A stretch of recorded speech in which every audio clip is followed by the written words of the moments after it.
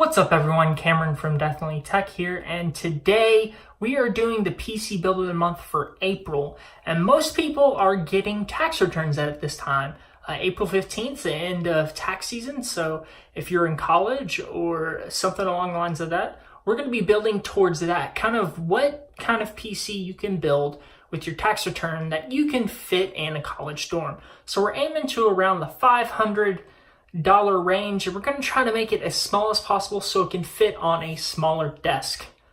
Alright, so here are all of our parts. Let's just start off with the processor and motherboard. We have an H97N Wi-Fi motherboard going with a 4th generation Intel CPU. I don't know if you can see it off the glare, but we got that i5-4570S.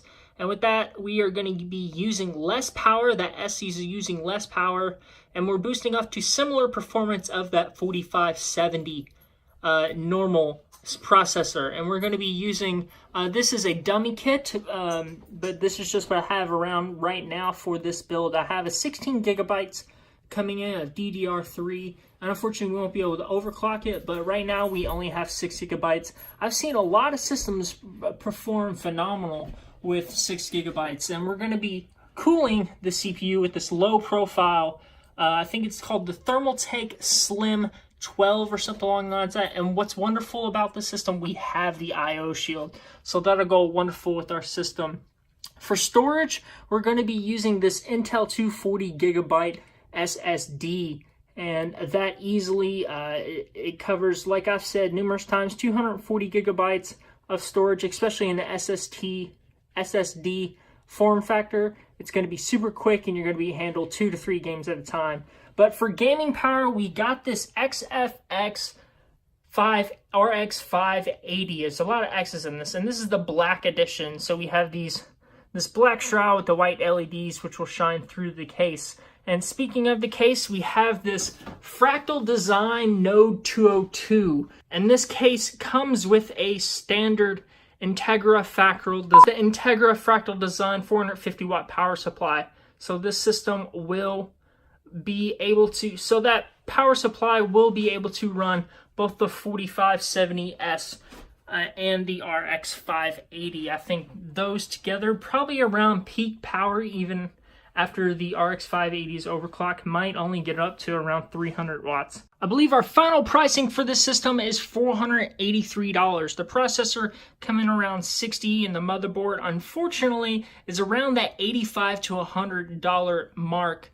The RX 580 goes for a steal at some places. Is the 8 gigabyte versions. I believe I picked it up for around $140. The SSD can vary in your mileage. I picked this up locally for $20. This cooler, and this is an extremely cheap cooler at $13, and it'll be able to cool up to 65 watts. The biggest blow is this Fractal Design case. If you're going with Mini ITX, it's going to be a little bit more expensive, but I think it's a little worth it, especially since you're on a tight budget. But we were able to stay under that $500 range.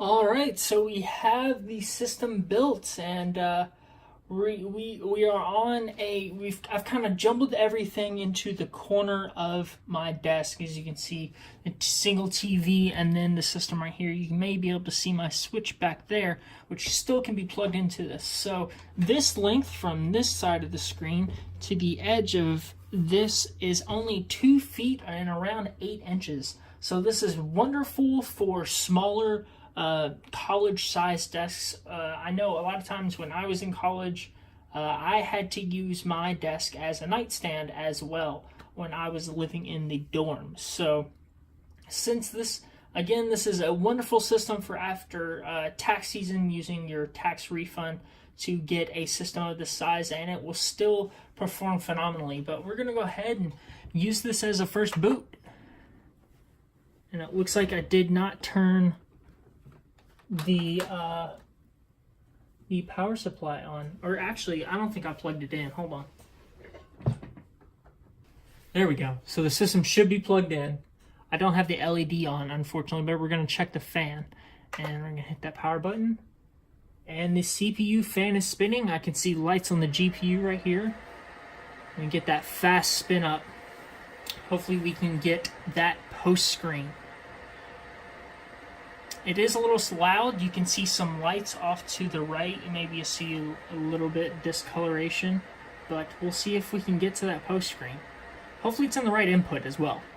But that 580 is running rather quick. So let's run some troubleshooting and see what we can do to get the system to boot. Another thing is this is a great way to know that when you're building a system, you should probably test it before you completely do the build. Alright, so that seems to be the problem. We've taken out the system. It looks like the GPU has been disconnected from the PCI bracket. If you do have screws for the Node 202, they go in right here, and another one goes on this side, which will prevent the PCI bracket from moving a lot. But unfortunately, I've lost the screws, so I'm just going to use a zip tie here and see if that helps once we set the system up. So let's go ahead and fix that and see if the system boots. Alright, so just real quick, while the system's disassembled, let's see if that posts to the GPU. Hopefully that will work.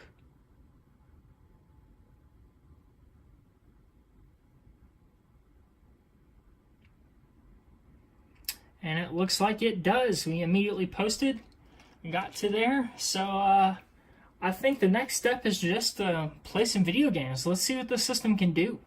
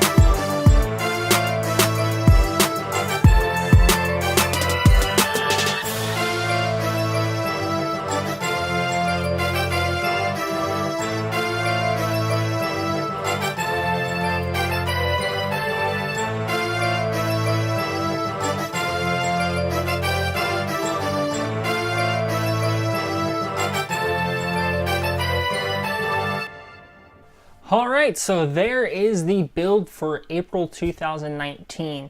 There was just one change after everything. It looks like we had good gaming FPS. It was a great PC for Origin, so what we ended up testing is Apex Legends, one of the best battle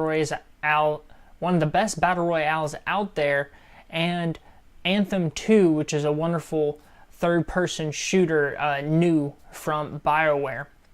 So the one change we did, it seems we were having a temperature issue with the CPU. It seems during gaming it was getting up to 88°C. So we went with a more reliable Arctic Freezer low profile cooler, which changed the total cost of the system. We still stayed under the $500, but we changed the total cost to $487.62. We'll put that right up there just as a reminder. But overall, this is a wonderful build to use when you're getting your tax return, and around $500 is wonderful. I think the 2018 tax return or tax refund average was around $2,800, and that is massively skewed. So we tried to stay in the 500 range, which is wonderful for the 2019. Again, this was aimed for college students getting their first or second tax return, and they have a very small size desk, and the Node 202 does a wonderful job. And with just a 24-inch monitor in the Node 202, you only need a desk space of around 2 feet and 8 inches. So I'm very happy with this build. If you want to see more builds like this or more PC builds of the month, please leave a like and comment. And if you want to see more crazy ideas like I have, please hit that subscribe button and make sure you hit the bell so those notifications let you know that I've uploaded another video. But thanks again, and this is Definitely Tech.